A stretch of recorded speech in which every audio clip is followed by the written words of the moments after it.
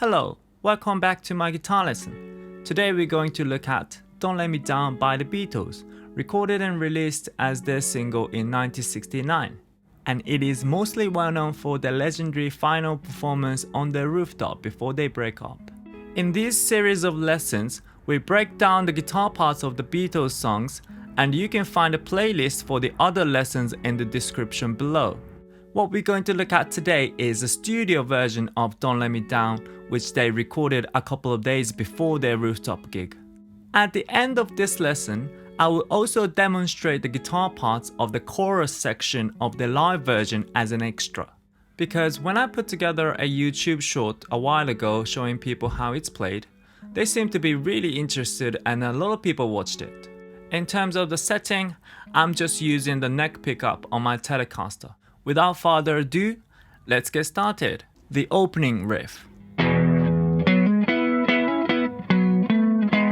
I'm gonna play a little bit slower now. Cover the second, third, fourth and the fifth strings on the 9th fret. Then you hammer on the G sharp note. Play the E and the B notes together. Make the same move on the 4th string. Back to the E and the B notes together. Again the B and the F sharp notes. Stretch your pinky and play the A and the B notes together. Play the G sharp and the B notes together with a little bit of accent on this chord. Before we move on to the first verse, let me demonstrate the basic chord changes and the groove. They're mostly F sharp minor and E, but he plays the inversion of E with the G sharp on bass.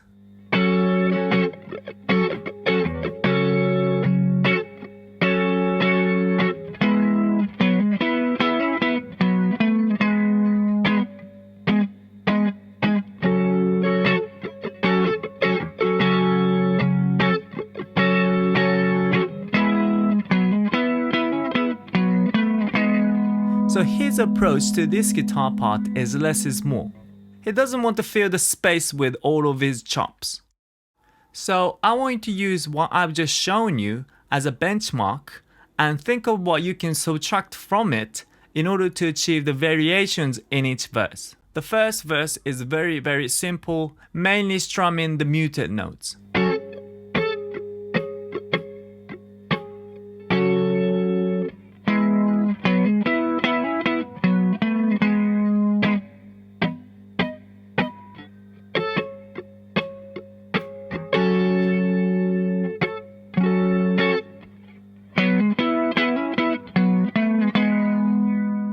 Starting with the backbeat, mostly downstrokes, up, F sharp minor just once, E with an inversion and the riff. I'll show you the second half slowly.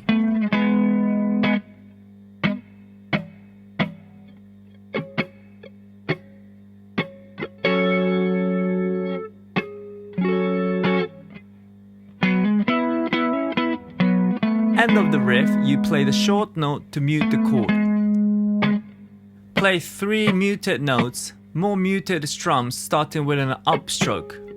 An F sharp chord with an upstroke. Play the gentle 3 strums, but only the first one is muted.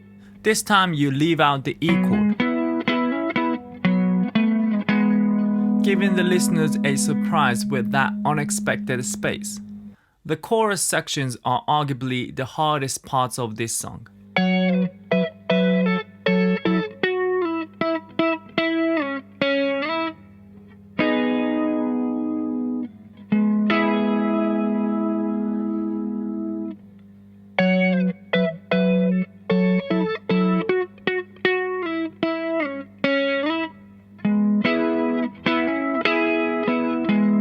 I'm going to play it slowly now.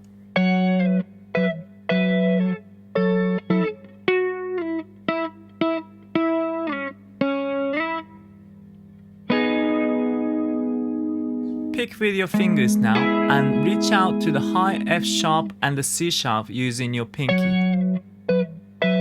Slide them to E and B notes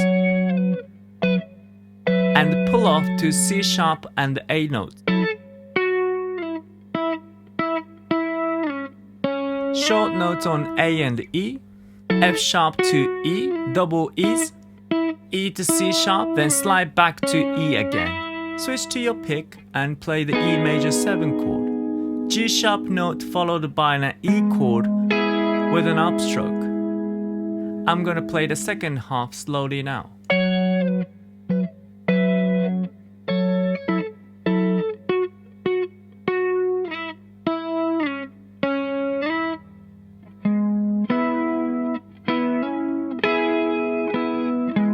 The first movement is the same as the first half.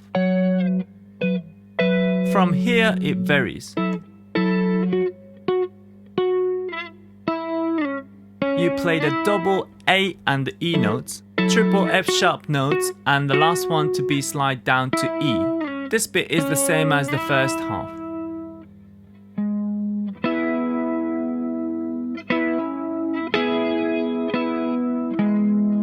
G sharp note, E chord, hammer on the C sharp, E chord with an upstroke, again E chord with a downstroke, E with the G sharp on bass. In the second verse, his playing starts getting slightly more aggressive.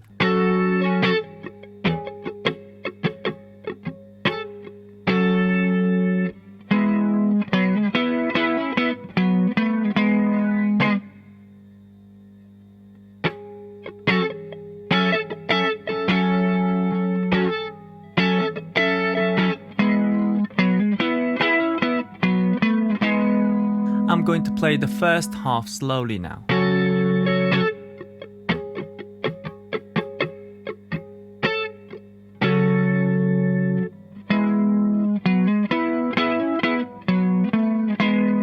Start playing the F sharp chord from 1 on the bar.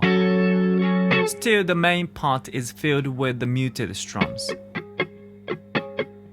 Play the F sharp chord and let it linger. The usual E chord followed by the riff. The second half is characterized by the F sharp 7th chord.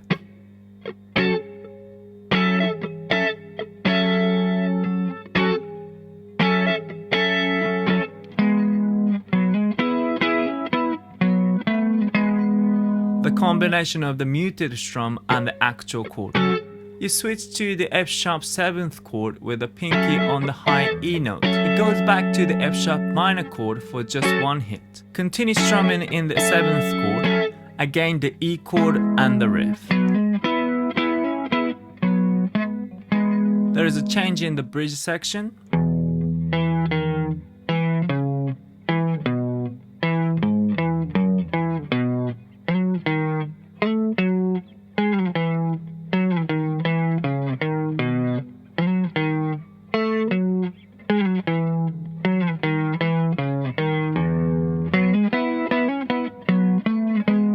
Firstly, you just play the bass notes on the low E chord. Here, I'm muting the bass notes with the palm of my hand. And you keep muting the 6th string with the palm throughout this section. I'm going to play the first part slowly now.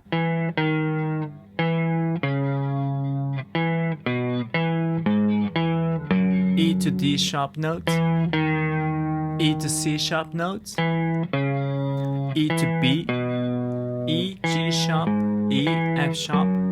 From here, you'd incorporate lots of sliding up and down to and from notes. You could simply just play notes, but it wouldn't have the same texture.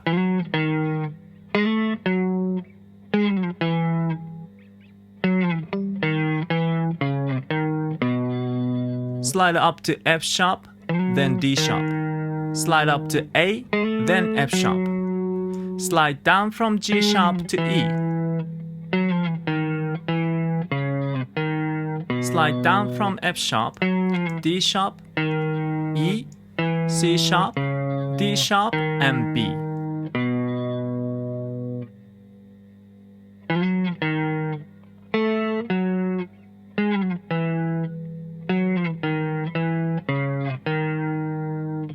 Slide up to F sharp and then E. A to F sharp without any slides. Slide down from G sharp to E. Slide down from F sharp, D sharp, E, C sharp, then D sharp. Hit the low E. Play the same riff to finish this section. In In the third verse, you play the 3 strums at the end corresponding Don't Let Me properly for the first time.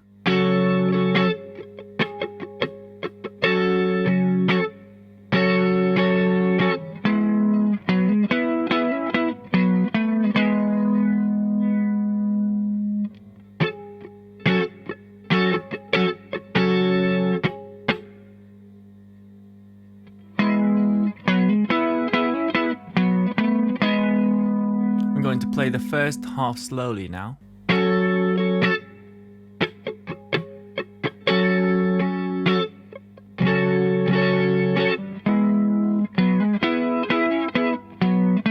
Play the F sharp minor chord from 1 on the bar. After a few muted strums, you join it from the upstroke. This is the 3 strums corresponding Don't Let Me line.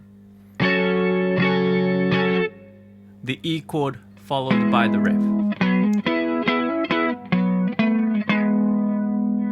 I'm going to play the second half slowly now.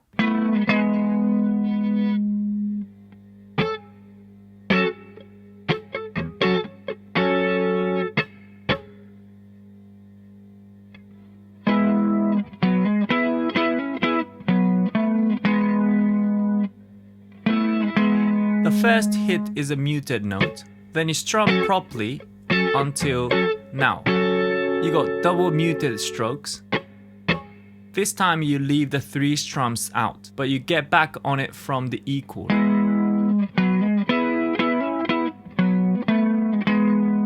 The second chorus mostly has the same moves as the second half of the first chorus.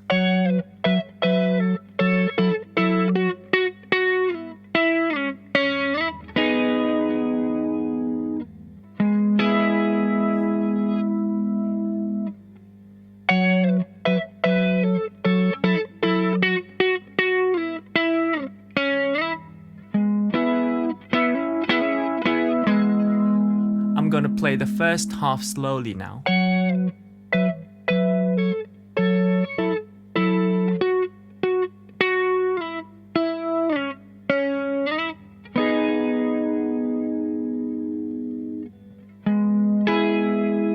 It only varies at the end of this phrase.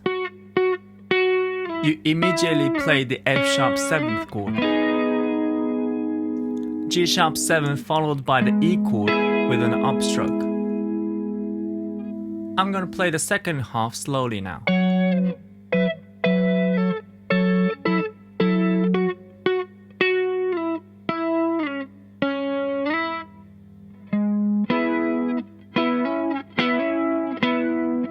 Again, there is a variation at the end of this phrase. G sharp note followed by the E chord. Hammer on the C sharp note. You do it again with a little bit of an intensity. The E chord and the E chord again with the G sharp on the bass. The second last verse, it has the highest amount of the strums in it.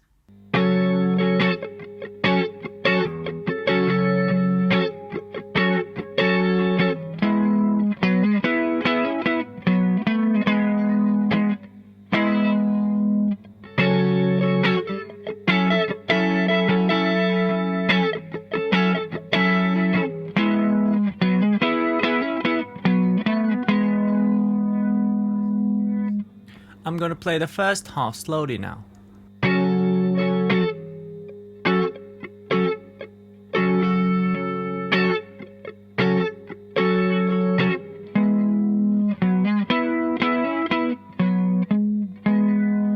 Strum the F sharp minor chord from 1 on the bar. Then you strum this pattern. Downstroke, upstroke, and then a strum. A similar pattern but without the upstroke now. A downstroke and the strum. The same more E chord and the riff. This part is similar to the previous section with the F sharp minor 7th chord, but with a lot more strums.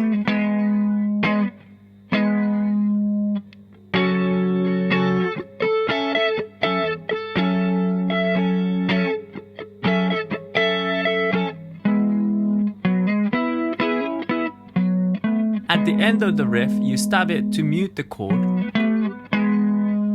but you immediately play the same chord and let it linger. You properly strum the F sharp minor chord with an additional stroke at the end.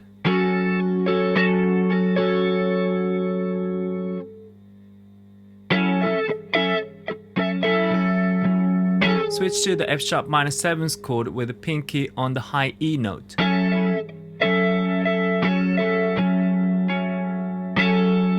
Keep on strumming it all the way through this section. Again, back to E and the familiar riff. Finally, we've reached the last verse, and this section turns out to be fairly easy despite its intensity.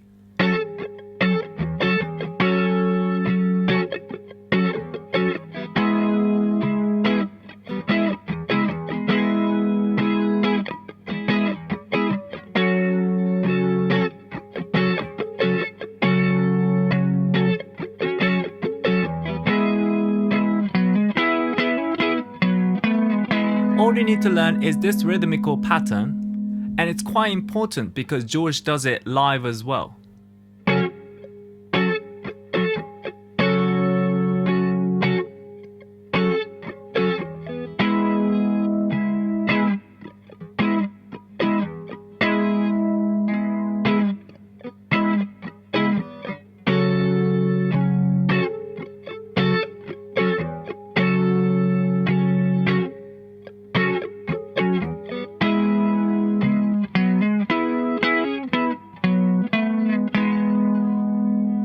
It would be good if you could incorporate the body movement that George does. You slightly lean forward when there are accents on the chords.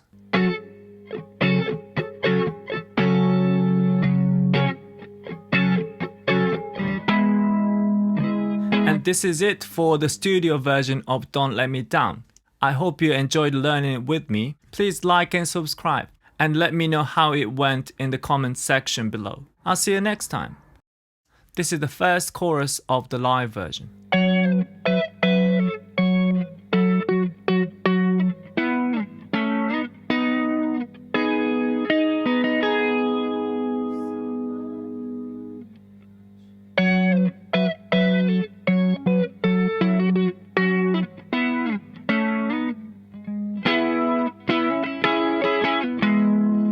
I'm going to play the first half slowly now.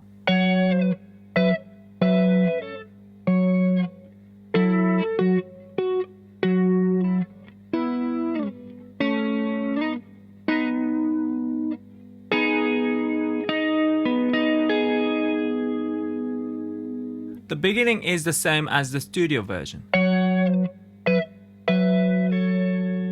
After that, it varies.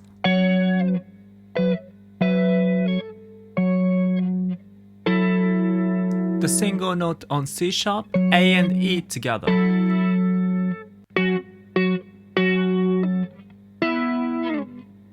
A triple note on F sharp, but the last one you pull off to E. E and B together, and you slide them down to C sharp and A together. Then you slide up to D sharp and B.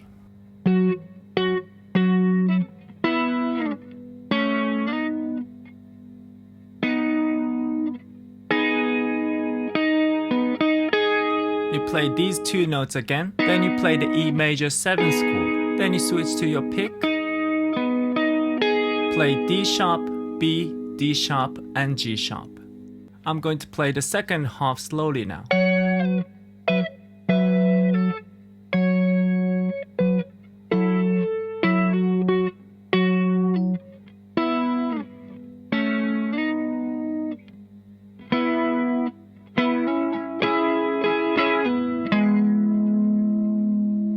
The beginning is the same as the first half.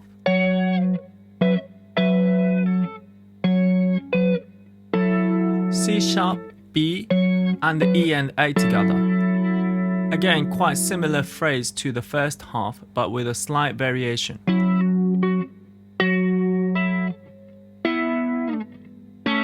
You hammer on and pull off between E and the F sharp note. This next change is the same as the first half. It sounds like this if I play through it.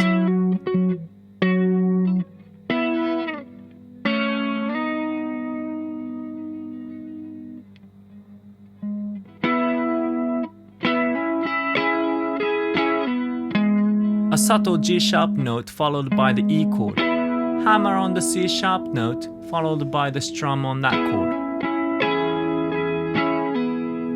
E chord with the G sharp on bass. The second chorus of the live version and the studio version have more in common.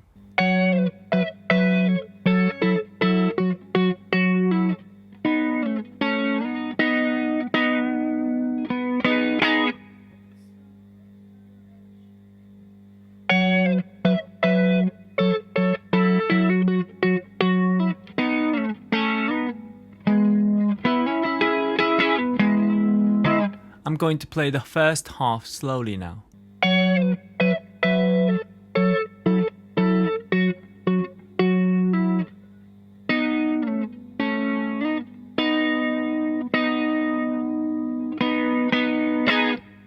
The beginning is exactly the same as the studio version. C sharp and A together, double on E and A notes, again like the studio version. A triple note on F sharp with a pull off to E like the first half of the live version. We've got this so far.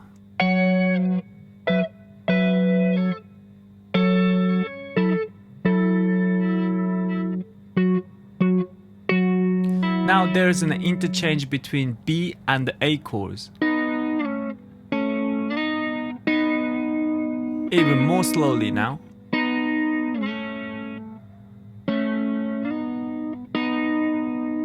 Switch to your pick and give 3 strokes with the last chord being E major 7th and gradually increase the volume. I'm going to play the second half slowly now.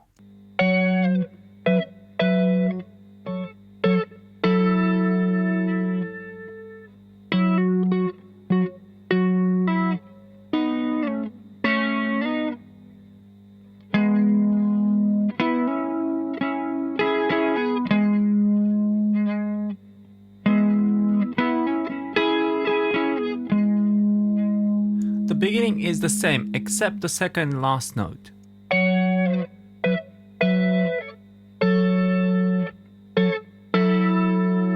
You stay on the C sharp and A for one extra note. This time you hit the F sharp note 4 times. A quick rest and the same transition.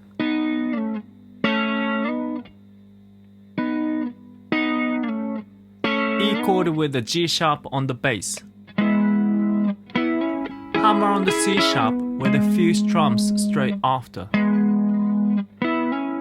Pull off the C sharp note and end it with the E with a G on the bass.